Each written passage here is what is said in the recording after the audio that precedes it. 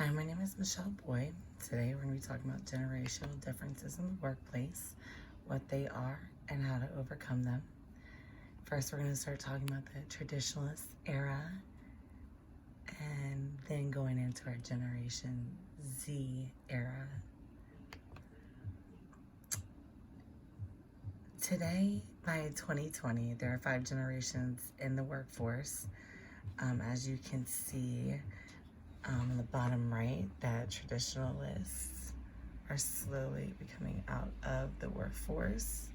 Baby boomers are too, slowly, and millennials are booming up into the workforce. And you even see a few Gen Zs, and that is only on how you term what year a Gen Z actually, when that started.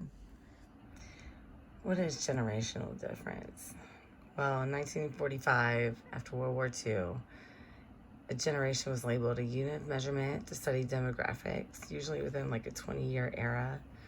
A generation gap is a difference of opinions between beliefs and values, but as society advances, so does increased life expectancy, and so does changes in society and the mobility of society. And the theory is that people that are born within a certain time period go through historical events and social events that shape them into who they are in the era of that time.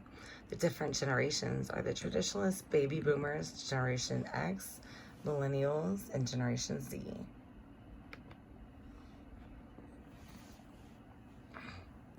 So first we got the traditionalists, aka the silent great professionals. I didn't realize, I don't know why, I know my grandparents are silent, but that I didn't realize they were taught that kids were supposed to be seen, not heard back in their time. I know they have great hard work ethic and that they're loyal, and both the sets of my grandparents worked really hard, were farmers, and they were born right after the recession. And as you can see here, my dad's parents at the top, my mom's parents at the bottom, and me and my husband here on the left. Oh, so cute.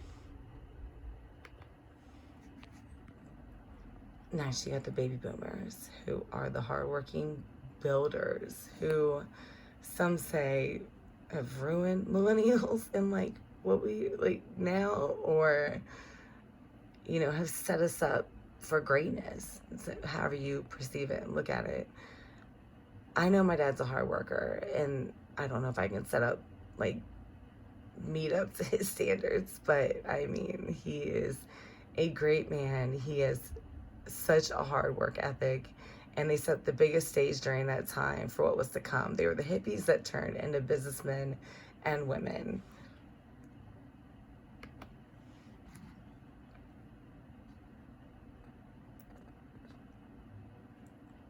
So next you have Generation X, known as the lost generation, from like 1965 to 1980.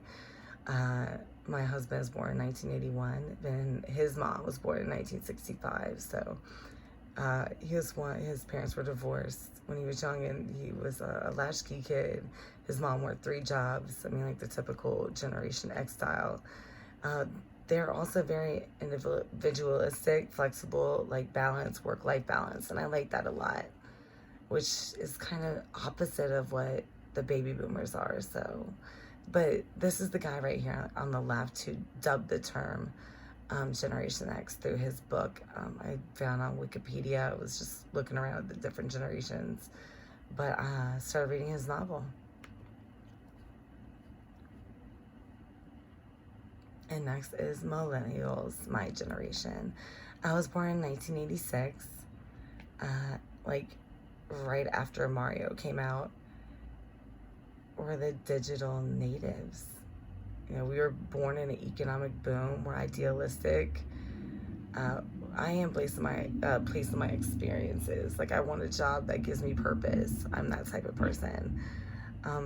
They don't know if millennials go from 1980 to 2000 or just 1995 or 97. They don't really know. But this is me as a baby at 2. That's me as a teenager at 14. And this is me as a mom. That's my son Chase, who's part Gen Z. He was born in 2009. He's very smart. He's in computer programming, and oh my God, he can do things I can't even do yet. And Lacey's gonna be Generation Alpha. That's what they're saying right now. And that girl can put in a code into the iPad and fly around on that iPad like no other. Those are ABCs, 1, 2, 3s. I've watched these videos before. You've got to go on YouTube and watch these.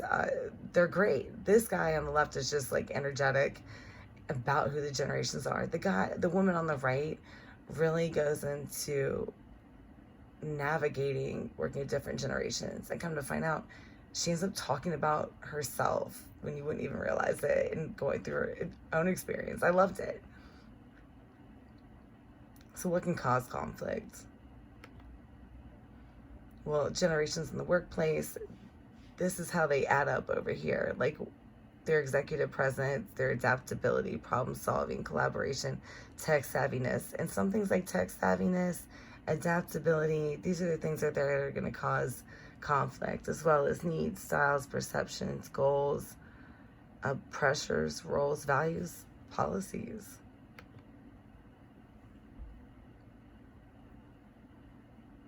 So here's some tips to help get the generations in your workplace working together.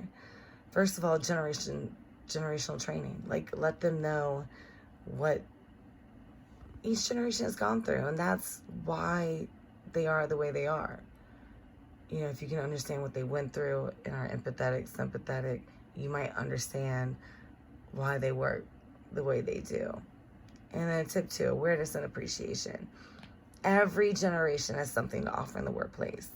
And that, you know, the younger ones can teach the older ones, you know, technology.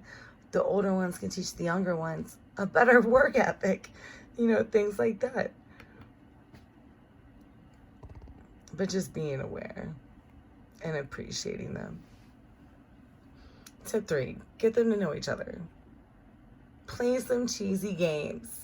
I've had to do it at a workplace before. Some were really cheesy, but some were really fun. And so there's tons of them. You know, feel out your team first. Like, you don't want to play a wrong game with the wrong type of team, whatever that may be in your workplace. For, you know, showcase your knowledge. You know, millennials and baby boomers both have different likes. They both have a lot of different things that can be knowledgeable from those likes, from at home to the workplace and above. And research shows that affinity groups and reverse mentoring groups help company growth. I like that because I think sometimes the older generations doubt the younger generations, and we have so much to offer.